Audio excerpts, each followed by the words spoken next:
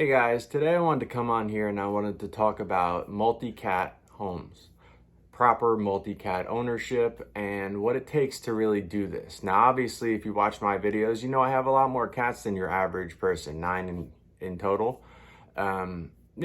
That's a number I'm comfortable with because I spent 21 years working with cats, seeing things done the wrong way, seeing hoarding situations, and understanding that if I take on a cat, I'm taking on the responsibility for its entire life, its medical expenses, its food. I'm taking this on as a commitment to this animal's life and keeping it safe and keeping it healthy and making it part of the family that you would protect and care for, just like any other member of your family. You wouldn't let one of your children starve or eat less than top quality food that you can handle. You wouldn't, let your kids go without medical treatment. These are things that you have to know that you're taking on as soon as you take on a cat, and obviously more so if you take on multiple cats. So I want to talk about some things that are very important to make these things work, because some things that happen on a regular basis, people don't quite pick up on, and then when things come apart in a multi-cat household, they think it's just out of nowhere, and at that point they're usually left to surrender animals. And this is a big problem in animal shelters. So, I just figure maybe if I could pass forward some of this stuff, some of it might be common sense, common knowledge to people, and some of it, you would think people would know, and then they just don't. So I figure I just want to speak a lot of this kind of stuff that I have learned over the years and through personal experience with owning multiple cats. And hopefully someone can learn and benefit from that. Mostly, more than anything else, cats. Because cats deserve better than what's being put out there right now. There's a lot of negativity and a lot of settling for less for cats. And if you're going to follow this channel and you're going to be on the same page with me, then you'll understand that they deserve better. I mean, the standard that I expect for cats is very, very simple.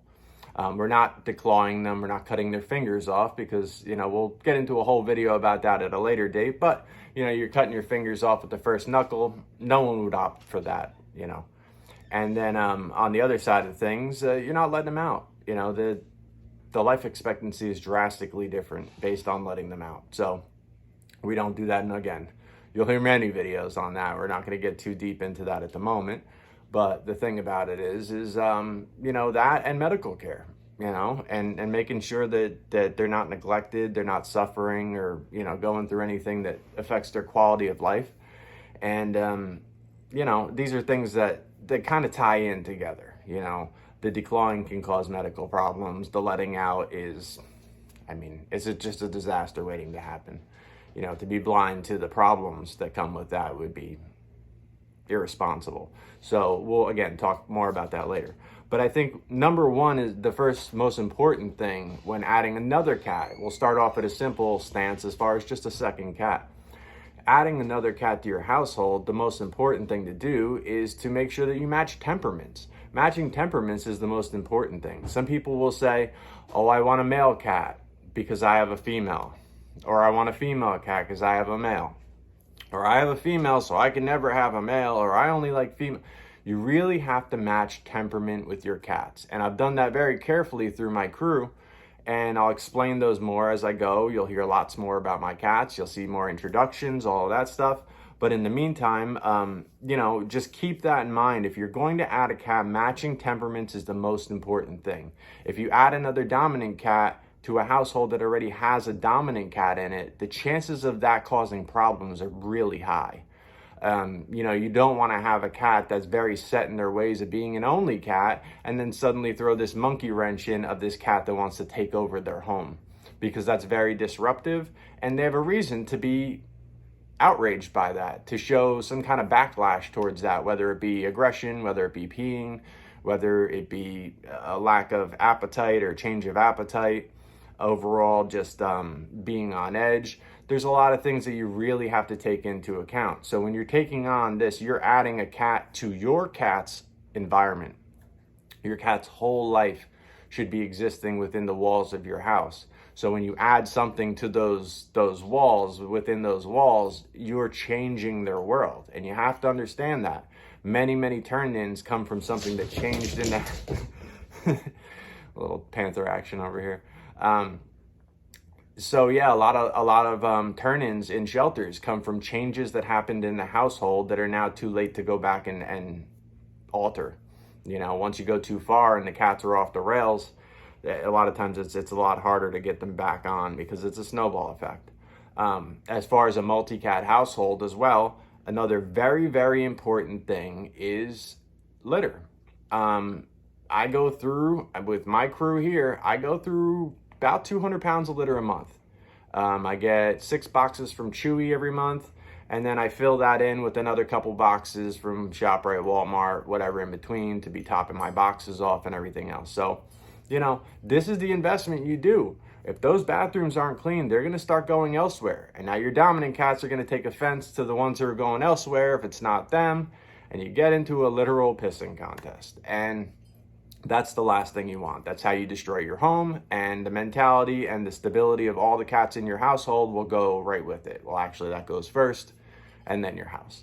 So it's very important that you manage these temperaments, you manage these situations, and a lot of the dominance comes from their urination and their marking and things of that nature. So the cleaner you keep their bathroom, the less offended they'll be about an overpowering smell or something that's going to be offensive to them, or make them want to challenge another cat because of what they've smelled or sensed, you know. Also, bringing a cat into your home, acclimating properly is a very, very important thing for the future of your cat. And I will do videos on acclimation. I highly recommend dog crate acclimation for any kind of shy cat, especially because they really get to grasp the world around them, your house. They get to hear the sights and sounds. They get familiar with your family members, your other animals, all these things without having fear of what's left, what's right, up, down. Their whole little enclosure keeps that peace, keeps that safety, so they don't feel like they have to worry or scramble or find a place to hide. They're already in that safe space. I'll teach you how to set that up, and the world that opens as far as acclimation, confidence building. These things are very, very important, you know, for the future of your household and your animals in your household. Proper feeding arrangements is also a very, very important thing. I have cats that eat in one room. I have cats that eat in another room. Even in my kitchen. You know, as I mentioned before, Mo, this fella, he came from a hoarding situation. You know, there's 38 cats in that house. So Mo has a tendency to want to eat his wet food super, super fast. And then if he can get to the next cat's wet food and eat that as well, he'll eat that. And within minutes, he'll be throwing up. Well, we remedied that by just as simply as we have an island in our kitchen. We feed Mo on one side of the island. We feed Callie on the other side of the island. Those guys are eating buddies in the kitchen, and they don't cause anybody any problems because it gives them enough mental space to eat without thinking someone's going to take it. So again, just because of the way that I have changed their food, changed their feeding habits, and changed their you know, the plan on how I feed things, their arrangements, I think that's the word I was looking for, that made his digestive system handled so much better. So you see, this can actually turn into medical problems if you're not handling situations properly. Because he lived in a hoarding situation, he feels the need to eat very fast, because if he doesn't, the food will be gone because there were so many cats. Many cats have this from hoarding situations as well as from outside situations, because if they're, sorry, I got to keep fixing that, but if their life is revolved around when that food drops outside the porch, I got to hurry up and get it before other cats, raccoons, this, that, whoever gets that food, their whole mentality is food down, eat fast, don't stop. It doesn't allow them to enjoy their food. It doesn't allow them to digest their food many times. Many cats, you know, outdoors will create major digestional problems based on their eating patterns. So these are different things that, you know, once they're in your household, you can make life as a whole better for them, the way that everything goes on. You cater to your cats. A lot of people, you know, they get frustrated. Oh, well, you train dogs, you don't train cats. And well, yeah, that's the case. But you form a relationship. You figure out their ins and outs, they figure out your ins and outs, you form a bond with each other, and you just know how to move around each other in harmony. So you know what bumps them, they know what bumps you, and they just, again, harmony, I think, is the best way to put it, because once cats live openly and freely in your house and you found the peace and who likes what and who goes where, it's just harmonious. It's just part of the house. It becomes family, and you don't need to do a whole lot other than consistent maintenance, which, again, lots of vacuuming, stay on the litter boxes. These are very, very important things. Another thing that's very, very important is playtime. The reason being is because when it comes down to it, your more dominant cats, your more playful cats will take out their aggression and their energy in some of the not so friendly avenues, picking on other cats. Again, these things can ramp up into the urination. They can ramp up into different things that won't really exist if you take care of that play drive. Just like a working dog needs to be worked a lot of times. People don't think of cats that way, but they also do have personalities and temperaments and things that vary from cat to cat, that changes the way that you handle this cat and the way that this cat should be taken care of and what they need in their life. And one of those things is play, for sure. So when you have a very, very dominant cat that wants to run around and pick on cats, take that laser light. If they're into laser lights, there's all sorts of different toys. And I have a couple cats that are diehard laser chasers. I have others that are big on strings. So it's just, it depends on the cat. But once you find your cat's soft spot as far as their favorite thing to play with, make them run around daily. Make that part of your morning routine. Make that part of your after dinner routine when you're sitting down watching TV. Grab your laser, grab your wand, handful of toys, sit on the couch and just launch them up the hall and just watch them run up and down. That does a lot for their peace. Their mind is so much more settled because you're working out that energy that could cause problems if it's left with no avenue to go. So that's another very important thing. Let me see. There's so many different things you can do to accommodate a cat. You understand that through time of working at a shelter the way that I did for so long, you find that cats will take a small space and really turn it into the perfect place for them. So sometimes a smaller space is better, especially for a shyer cat or a dominant cat that wants full control and full controlled environment where nothing is bumping them, nothing is scary and loud. They don't have to compete with this cat, they don't have to compete with that cat. Sometimes a room can be a paradise for a cat. There's cats that are living in shelters for years and years, sitting in a cage, and when you give them an entire room, it becomes a palace. They have a bed to sleep on, they have a chair to sleep on, they could sprawl out on the sunspot on the floor, they could sit in the windows and watch the birds, which is another additive that I highly recommend.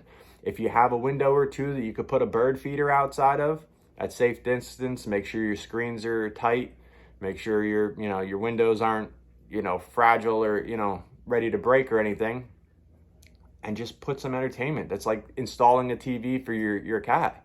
Every morning, those birds are coming back and forth. Your cat might make that part of its morning routine is I go visit the window and I watch those birds for an hour, and then I go take a nap. Before you know it, dinner time's coming around and playtimes. Your cat's life is so fulfilled because of the things that you put in place. So this is you taking this responsibility and really committing to it. This is what they deserve. It's simple to me because I care, but I know some people make mountains out of this, and it just shouldn't be. People will, go above and beyond for some things, and other things they're not interested in. But this is, to me, when you're really invested in cat care, this is what you're willing to do for them. Medical expenses are, I could have put that at number one. I could have put that at two. I could have put that anywhere high on the list. This isn't really in order of priority, but you don't take on animals that you can't handle the medical expenses of. I've spent $800 unblocking a blocked chicken's crop. I bought her for $25. I spent $800 on her vet bill. You know, I've gotten my cat's hip surgeries. I've gotten, well, one cat hip surgery, not that they all need it, you know. Again, people will tell you over and over again, oh, science diet's too expensive. I need to get Meow Mix. I feed 9 cats. Science diet. I mean, so this isn't to pat myself on the back either, but it's just to say that this is doable. If it's important enough to you, as food wise, how I like to say it too is just say that bag costs you $50. That's a lot of money, right? But say that bag lasts your cat a month. You could never eat for a month on $50. You couldn't eat a week on $50. You most likely couldn't get through a week of eating, you know, all of your meals on $50. So again, how committed are we going to be? You know, how invested are we going to be in this animal ownership? And if it means that much to you, again, your cat's health will come up top just the way that your family does. You're going to put your family first, of course. They become parts of your family. So that's how I view it. So always prepare for medical expenses, and you just have to, you know, be ready to take that on. Don't act like it's completely unexpected. You took on a responsibility that may have something, you know, coming along with it, and that's one of them. And again, you know, add cat towers too. People worry about their cats are on the counter, this and that. I have at least four scratching posts that are at least 5 foot tall or taller. Catsplay.com is a wonderful place to get cat towers. Try not to get those particle board towers. They look really fancy and everything, but I mean, unless you're going to go above and beyond and really like reinforcing them with like extra brackets and things like that, they're going to fall apart on you. They're kind of cheaply made. So especially if you have larger cats like myself, they go flying up that thing and you watch that thing sway and rock. And, you know, you want something that's got like solid wood construction, like 2x4 construction underneath. You know, carpeting, they love the carpeting. You know, it's harder to clean, but in the long run, it's what they want. You know, you don't want them scratching your couch. Well, then you get them scratching posts. You maintain their claws as well. That's another thing. You don't want scratches. You don't want couches shredded. They're going to do a lot more damage with dull blades than they would with razors. Let's, you know, be realistic here. And if you can't trim them, there's lots of people who can. I've offered my services to anyone who needs them, you know, and, you know, many people will vouch for that. But I don't have a problem with doing it, because the people who don't have an issue with doing it, it takes them 30 seconds. And if that changes, again, your whole week, your whole living, you know, with your cat, you know, it's worth taking care of. And it's painless. I mean, some of them act like, you know, very traumatized by it, but it's not a harmful thing. But yeah, that's the most of just my rough edges of things that I wanted to go over, because I want people to understand that even though, as I said, I do own more cats than your average person, there are so many things that I take into consideration. And as you go through my crew, I'll tell you why this works and how this works, and you know, the dynamic that I have between this cat and that cat, and why it all ties together. And again, we're a big family, you know, and that's what's always been most important to me. And yeah, I'm just going to try to pass this forward to others, and hopefully it can help somebody else. Like I said, like, share, support, the thing down there, whatever. You know what I mean? But I'm here. If you guys got questions, reach out, shoot me a private message. You could comment on one of these videos. You can shoot me a private message. I have no problem with doing whole videos on someone's question and try to elaborate on something that someone's having a problem with, because I would like to be an avenue to help people that want to help cats. I've dedicated so much time to this, and this has become my life over the past 21 years. And although I've always had a love for cats, but my knowledge and work with cats really, you know, began there. And I want to make sure that that's always going to be a part of me. I want to make sure that I can help as many people as possible. I've helped thousands upon thousands of cats right here in New Jersey. I would like to be able to help cat owners all over the world. And that's something that would be very important to me, because I feel I've seen things from different perspectives that maybe some others haven't seen. So I'd like to try to pass that forward. I hope it's helpful. I hope people are enjoying these videos. So I'd like, subscribe, share. It's all very, very appreciated. I love people passing forward this information and these things, and I hope somebody benefits from it. All right, peace.